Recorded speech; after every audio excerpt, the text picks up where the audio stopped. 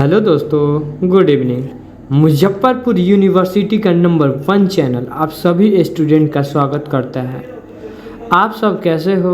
आशा है कि आप सब ठीक ठाक ही होंगे। एग्ज़ाम की तैयारी कैसा चल रहा है ये कमेंट बॉक्स खुला हुआ है, आप जाके वहाँ बता सकते हैं।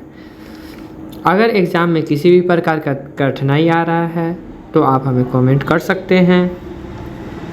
आज का वीडियो फाइनली वैसे स्टूडेंट के लिए है जो मुजफ्फरपुर यूनिवर्सिटी में सेशन 2019-22 के छात्र एवं छात्रा हैं, जो 3rd ईयर की एग्ज़ाम की तैयारी स्मार्ट इंस्टीट्यूट से स्मार्ट तरीक़ा से पढ़ाई करना चाहते हैं। कम टाइम में ज़्यादा ज्ञान देने वाला मात्र एक ही चैनल है, वो आपका प्यारा सा ऑल इन 8454। तो आज हम इस वीडियो में सीखेंगे और साथ साथ प्रश्नों को समझेंगे। उत्तर तो आपको याद ही है, लेकिन प्रश्न इम्पोर्टेंट है, तो प्रश्नों को समझेंगे ताकि हम एग्ज़ाम में किसी भी प्रकार का दिक्कत का सामना ना करना पड़े और आप एग्ज़ाम में मक्खन की तरह लिख पाएँ। तो चलते हैं, अपने वीडियो को शुरुआत करते हैं।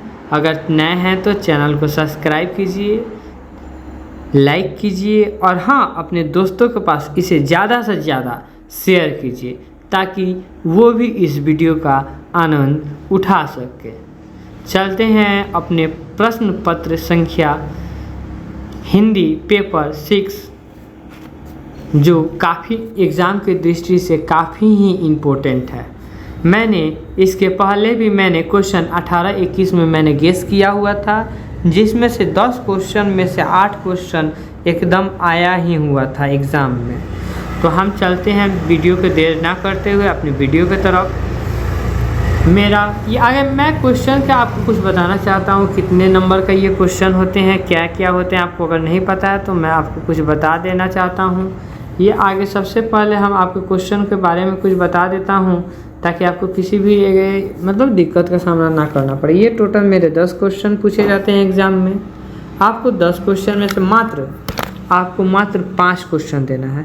5 क्वेश्चन का अगर हम पूछे एक क्वेश्चन का कितना होता है, तो एक क्वेश्चन 20 नंबर का होता है। कितना नंबर का होता है? 20 नंबर। तो इस हिसाब से हमारा 100 नंबर का ये एग्ज़ाम होता है। पेपर इसमें टोटल 4 पेपर होते हैं, जिसमें से आपको मात्र 4 ही देना है, एग्ज़ाम देना है, ठीक है। और मैंने इसके पहले आप लिंक देख सकते हैं। पेपर 5 का मैंने क्वेश्चन का वीडियो बना चुका हूं। तो हम चलते हैं अपने वीडियो की तरफ। मेरा प्रथम क्वेश्चन कह रहा है, अपने अध्ययन काल में अंगाल अफगान संबंधों पर प्रकाश डालिए। ये काफ़ी इम्पोर्टेंट है। मेरा प्रश्न संख्या 2 कह रहा है, अपने अध्ययन काल में अंगाल तिब्बत संबंधों की विवेचना कीजिए। देखिए यहाँ पे आप थोड़ा सा ध्यान दीजिए। आप अगर अंगाल आपको याद कर ले रहे हैं तो बस आपको थोड़ा सा डिफरेंट है, तिब्बत और अफ़गान। आपको अंगाल के बारे में तो लिखना ही है, लेकिन बस थोड़ा सा डिफरेंट है कि आपको बस थोड़ा सा लिखना होगा किसके बारे में, तिब्बत के बारे में। अगर आप 2 क्वेश्चन आप अच्छा से एक क्वेश्चन आपको याद कर लेते हैं तो आपका कितना नंबर का आपका हो जाएगा? 40 नंबर का। कितना नंबर का आपका कंप्लीट हो जाएगा? 40 नंबर का, जो काफ़ी ही इम्पोर्टेंट है। देखिए आपका एक ही प्रश्न 2 बार कर दिया, बस थोड़ा सा दिक्कत नहीं है, बस थोड़ा सा बारे में आपको तिब्बत के बारे में आपको लिख देना है या अफ़गान के बारे में लिख देना है। अंगाल दोनों में है। चलते हैं प्रश्न संख्या 3, भारतीय रियासतों के प्रति ब्रिटिश नीति के परीक्षण कीजिए। क्वेश्चन नंबर 4, वायसराय के रूप में लॉर्ड कर्जन के कार्यों का आलोचनात्मक मूल्यांकन कीजिए। देखिए आप घबराइएगा नहीं, आलोचनात्मक मूल्यांकन कीजिए या प्रकाश डालिए, चाहे विवेचना कीजिए, ये सारे एक ही होते हैं। ये ग्रेजुएशन है तो थोड़ा सा उसमें माइंड को घुमाने के लिए ऐसा आलोचनात्मक, परीक्षण, प्रकाश डालिए, विवेचना कीजिए, सारे एक ही होते हैं, तो आप इसे घबराइएगा नहीं। प्रश्न पत्र 5 पढ़ते हैं हम। मोंटेग्यू चेम्सफोर्ड की सुधार के मुख्य विशेषताओं का परीक्षण कीजिए। ये भी एग्ज़ाम की दृष्टि से काफ़ी इम्पोर्टेंट है, तो आप इसे कलम कॉपी अपने कॉपी में नोट्स उतार लीजिए और अपने गेस में से इस सारे प्रश्नों को आप याद कर लीजिए ताकि एग्ज़ाम में किसी भी प्रकार का दिक्कत ना हो। ठीक है, चलते हैं अपने प्रश्न संख्या 6। असहयोग आंदोलन के कारणों और परिणामों की विवेचना कीजिए।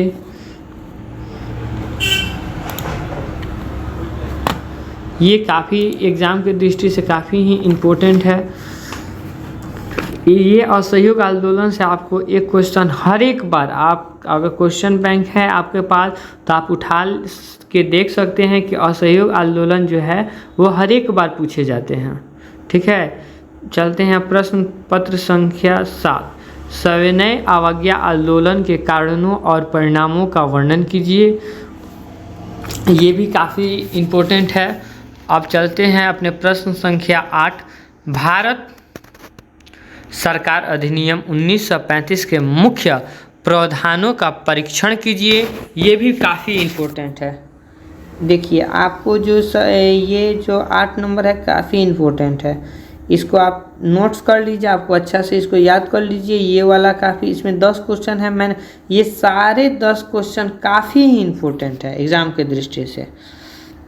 चलते हैं अगले अपने प्रश्न संख्या 9। क्रिप्स मिशन के प्रस्तावों पर प्रकाश डालिए।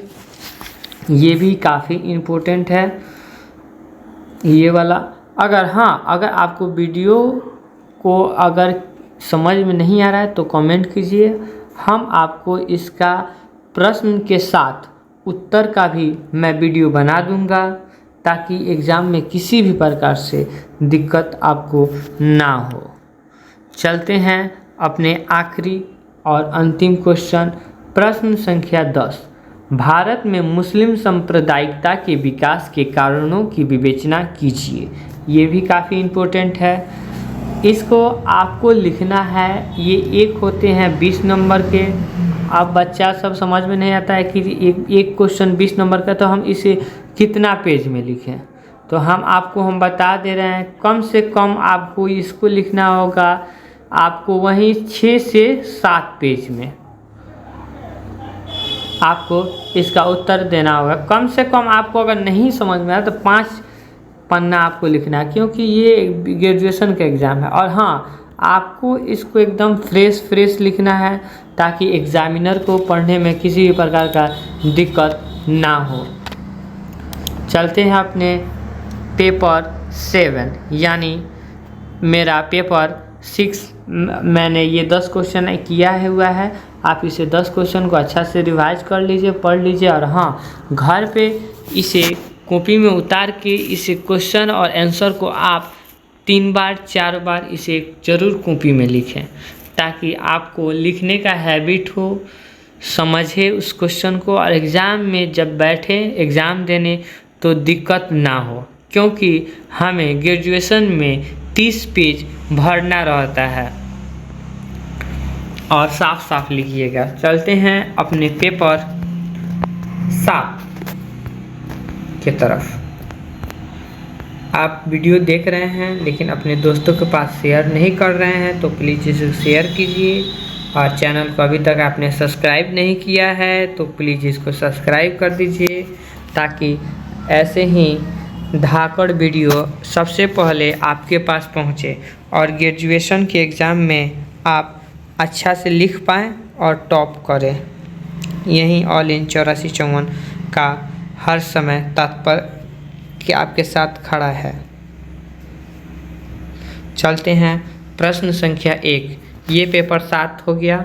ये ग्रुप इसमें 2 होते हैं, 7 ये हो गया और 8 का ये ग्रुप आपको बी मिलेगा। ठीक है, तो इसे आपसे ये हो गया और अगले नेक्स्ट डे आपको हम पेपर 8 का हम वीडियो बना देंगे। चलते हैं प्रश्न संख्या 1। चीन में अफीम युद्ध के कारणों की विवेचना कीजिए। ये काफ़ी इम्पोर्टेंट है, कई बार पूछे जा चुके हैं। टाइपिंग विद्रोह के कारणों एवं परिणामों पर प्रकाश डालिए। विवेचना कीजिए, प्रकाश डालिए, सब एक ही है, मैंने उस ऊपर भी बताया है। 1911 ईस्वी की चीन की क्रांति के कारणों का वर्णन कीजिए। प्रश्न संख्या 4, डॉक्टर सन्यात सेन की जीवनी एवं उनके योगदानों की विवेचना कीजिए। अगर आपको इस प्रश्न का उत्तर अगर आप चाहते हैं एकदम अच्छा से मैं इसको समझाऊं तो आप कमेंट बॉक्स खुला हुआ है, आप वहां जाकर कमेंट कर दीजिएगा ताकि हमें भी पता चले कि किस पेपर का वीडियो बनाना है और आपको दिक्कत किस में हो रहा है, किस प्रश्न में दिक्कत हो रहा है, तो मैं उसे अच्छा से कहानी की तरह मैं समझा दूंगा और आपको थोड़ा सा भी नहीं लगेगा कि ये आपको ऐसा हम समझा देंगे ना, आपको दिमाग में बैठ जाएगा। ठीक है, चलते हैं प्रश्न संख्या 5, माओ त्से तुंग के जीवनी और उनकी उपलब्धियों का विवरण प्रस्तुत कीजिए। प्रश्न संख्या 6, जापान में मेजी पुनर्स्थापना के कारणों का वर्णन कीजिए। ये भी काफ़ी इम्पोर्टेंट है, ये सारे भी इम्पोर्टेंट हैं, लेकिन आपको ये 10 का 10 क्वेश्चन आपको एकदम रट लेना है। ठीक है, प्रश्न संख्या 7, जापान में आधुनिकीकरण पर एक निबंध लिखिए, या ये भी पूछ सकता है जापान में आधुनिकीकरण पर प्रकाश डालिए या विवेचना कीजिए, बहुत सारा हो सकता है। प्रश्न संख्या 8 मेरा कह रहा है वाशी गठन कॉन्फ्रेंस के विवरण प्रस्तुत कीजिए, ये भी काफ़ी इम्पोर्टेंट है। प्रश्न संख्या 9, प्रथम विश्व युद्ध में पापुआन की भूमिका पर प्रकाश डालिए, ये भी काफ़ी इम्पोर्टेंट है। और हाँ 10, द्वितीय विश्व युद्ध में जापान की हार के कारणों की विवेचना कीजिए। अब हम आपको कुछ बताना चाहते हैं, देखिए क्वेश्चन, इसलिए हमने आपको बोला क्वेश्चन आप याद रखिएगा। अब मैं आपको बताने जा रहा हूँ। देखिए आपको एक जापान से कितने क्वेश्चन पूछेगा, जापान यहाँ है, जापान के बारे में ही लिखना, बस थोड़ा सा अंतर रहेगा तो उससे आपको कोई दिक्कत नहीं होगा।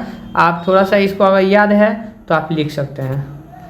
देखिए दूसरा मेरा 7 नंबर क्वेश्चन है, देखिए जापान के बारे में आधुनिकीकरण के निबंध लिखिए। ठीक है, मेरा 6ठा नंबर देखिए, जापान, आपको नहीं दिख रहा होगा, लीजिए देख लीजिए, जापान के बारे में लिखिए।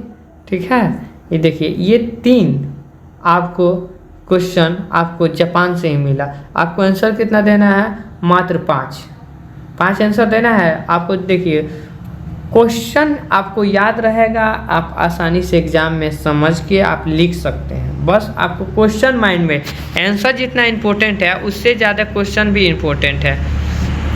अब आइए हम आपको दिखाते हैं लाइव प्रूफ। आप चीन के बारे में थोड़ा सा हम समझ लें।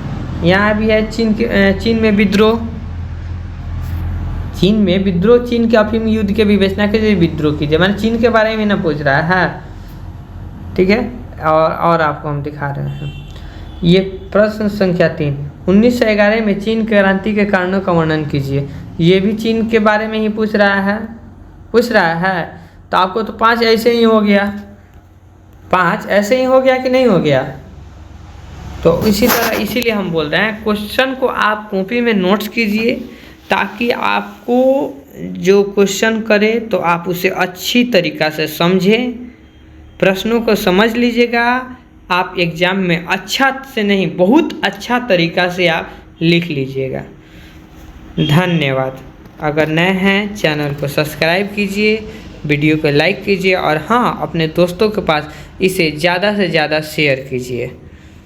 और आप वीडियो कहाँ से देख रहे हैं, कमेंट बॉक्स खुला हुआ है, आप वहाँ जाके कमेंट कर सकते हैं। आप किस यूनिवर्सिटी में पढ़ते हैं, किस कॉलेज में पढ़ते हैं, ये भी बताइएगा।